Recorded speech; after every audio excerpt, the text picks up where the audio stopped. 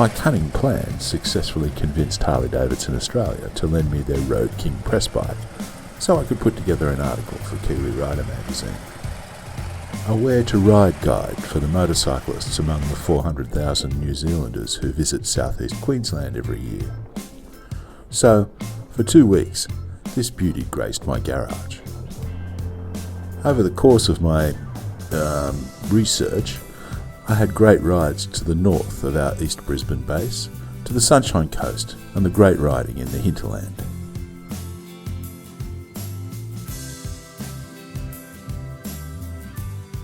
And to the south, to the Gold Coast and its scenic hinterland.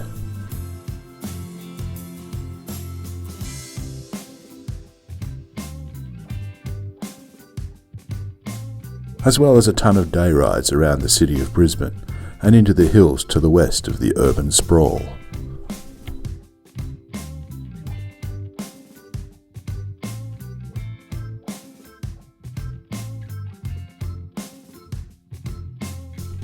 It was great to be reacquainted with one of my favourite motorcycles.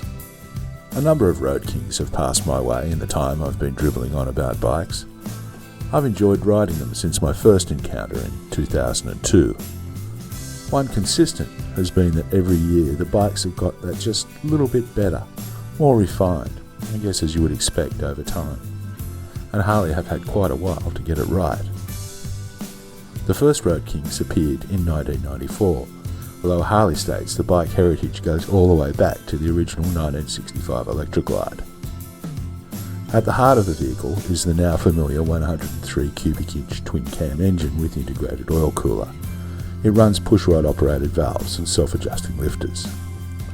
The engine is rubber mounted and the 6-speed gearbox features Harley's isolated drive system for smooth power delivery. Compared to how the engine behaves at idle, there is very little vibration at operating speeds. The engine features a bore and stroke of 98.4mm by 111.1mm and is fed by sequential port fuel injection. But the real pleasure of the engine is its maximum torque of 136 Nm at 3,500 RPM. It makes for pretty relaxed touring, even with a load.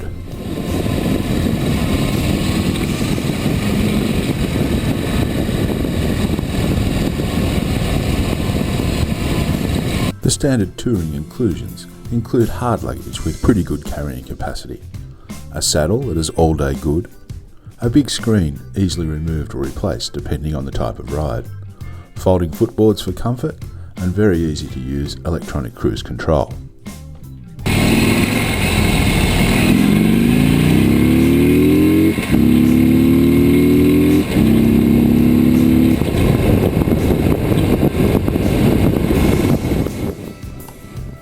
I really did find it very easy to spend all day in the saddle across all the different types of riding I put the bike through.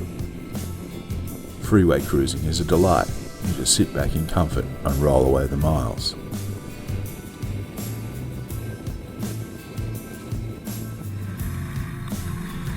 Back roads and twisties are just as pleasant. Cornering clearance is pretty good for a unit with footboards. 76mm of travel is available from the air-adjustable rear suspension, so the ride is pretty firm, particularly on rough surfaces, but the bike tracks well and holds a line very nicely, and the way it torques out of the corners just adds to the appeal.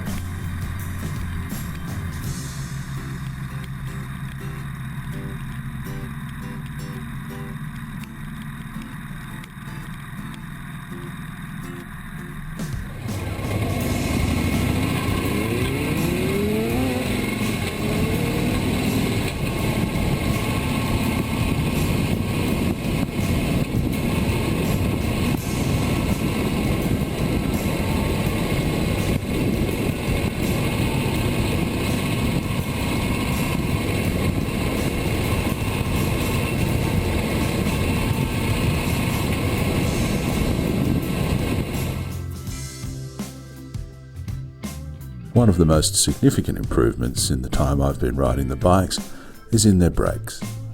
The Road King in 2013 has been fitted with twin 4-pot Brembos up front and a single at the rear.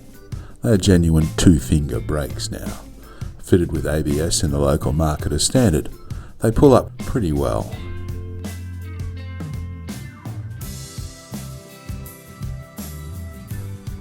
Pretty well.